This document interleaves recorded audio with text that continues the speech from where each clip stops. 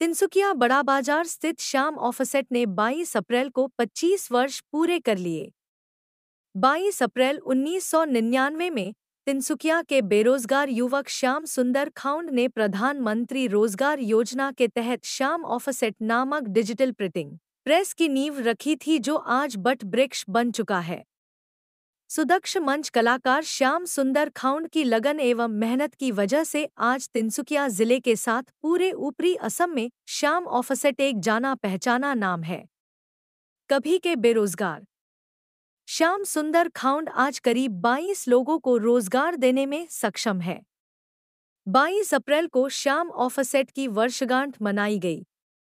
इस प्रतिष्ठान को खोलने की प्रेरणा देने वाले पत्रकार रंजीत दत्त सहित अपने कर्मचारियों का भी अभिनंदन इस मौके पर किया गया।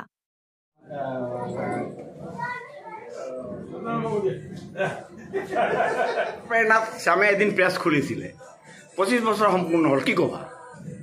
প্ৰথম কথা ইমান সময় সোনকালে গুচি গ'ল, ধৰিবই নোৱাৰিলোঁ।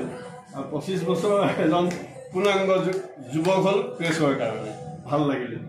ভাল লাগিছে? ভাল লাগিছে, গমেই পোৱা নাই 25 বছৰ। আপুনি কেতিয়াৰ পৰা আছে? তেতিয়া যেতিয়া মই 2005 পৰা আছোঁ। মোৰে কমচে কম 19 বছৰ হ'ল।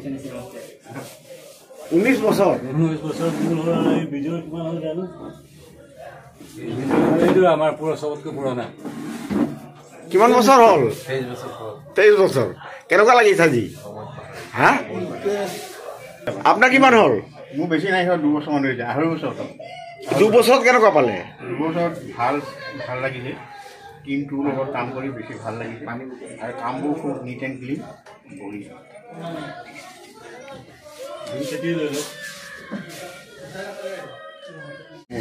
মোৰ শুভেচ্ছা আছে আৰু আগবাঢ়ি যাওক। 25ৰ পৰা 50 হওক, 55 হওক, 75 হওক, 100 বছৰ হওক, সেইটো যাতে চলিয়ে থাকে। শ্যাম অফছেটৰ লগত মোৰ আৱেগো জড়িত হৈ আছে। মই এতিয়া এখন হায়াৰ ছেকেণ্ডেৰী স্কুলৰ প্ৰিন্সিপাল, কিন্তু মই প্ৰিন্সিপাল হোৱাৰ আগতে শ্যামৰ বহু প্ৰেছৰ ধৰক কিবা এটা লিখনি হওক, প্ৰুফ হওক, এইবিলাকো চাই দিয়াৰ অভিজ্ঞতা যথেষ্টখিনি আছে। আৰু আশা ৰাখিছোঁ 25 বছৰ হ'ল, 100 বছৰ আগবাঢ়ি যাওক। শ্যাম অফছেটৰ ইয়াৰে আগতেও আহিছোঁ, আজি হঠাতে মাতিলে, আজি 25 বছৰ পূৰ্ণ হ'ব বুলি ক'লে, সেই সূত্ৰে আহিলোঁ।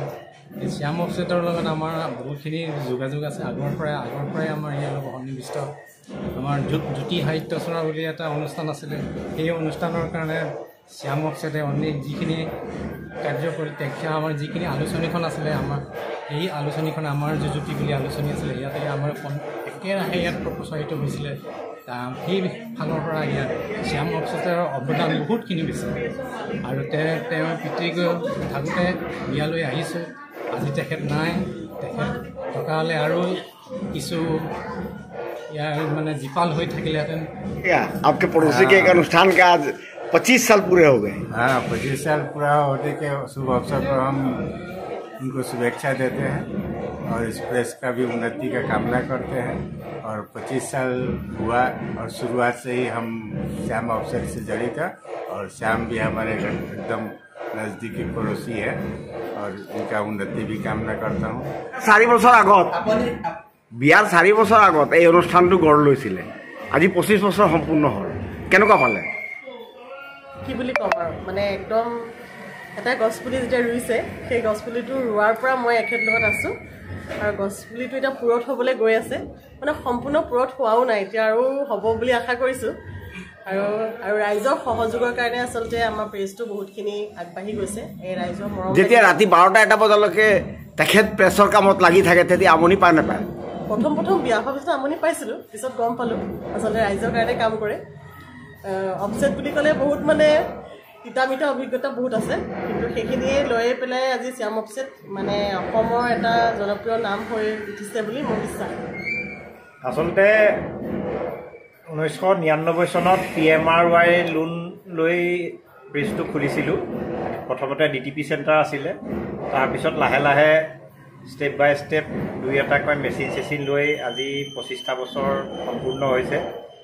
তিনিচুকীয়াৰ স্থানীয় এই বৰ বজাৰ বুলি কয় চাউল ধোৱা পুখুৰী পথত আজি 25টা বছৰ একেৰাহে অবিচ্ছেদ্যভাৱে একেটা কামতে লাগি আছোঁ। তিনিচুকীয়া জিলাৰ লগতে তিনিচুকীয়াৰ আশে পাশে প্ৰায় উজনি অসমৰ প্ৰায়খিনি সামাজিক সাংস্কৃতিক কাম কাজ কৰা মানুহখিনিৰ সহায় সহযোগিতা আৰু তেখেতসকলৰ মোৰ প্ৰতি থকা আন্তৰিকতাৰে তেখেতসকলে মোক সহযোগ কৰি আহিছে আৰু সেই সহযোগৰ বিনিময়তে আজি 25টা বছৰ এটা প্ৰেছৰ দৰে ব্যৱসায় আগবঢ়াই লৈ যোৱাত সেই শুভাকাংক্ষীসকলৰ সহযোগিতাৰে আগবঢ়াই লৈ যোৱাত সুবিধা হৈছে। আৰু পৰৱৰ্তী সময়তো এনেকুৱা এটা অনুষ্ঠান য'ত 10জন 12জন আমাৰ এমপ্লয়ী ইয়াত জড়িত হৈ আছে, এমপ্লয়ী পৰিয়াল জড়িত হৈ আছে, সেই পৰিয়ালসকলৰ এক দীঘলীয়া যাত্ৰা আৰু মোৰ কামৰো এক দীঘলীয়া যাত্ৰাৰ বাবে তিনিচুকীয়াৰ লগতে তিনিচুকীয়াৰ আশে পাশে থকা সমূহ শুভাকাংক্ষী ৰাইজৰ সহযোগিতা কামনা কৰিছোঁ। আৰু শ্যাম অফছেট, আমাৰ প্ৰেছ শ্যাম অফছেট এনেকৈ বুলি মানুহে কয়, আৰু সেই আমাৰ প্ৰেছ শ্যাম অফছেটটো যে সদায় সকলোৰে অন্তৰত থাকক তাকেই কামনা কৰিছোঁ। ধন্যবাদ।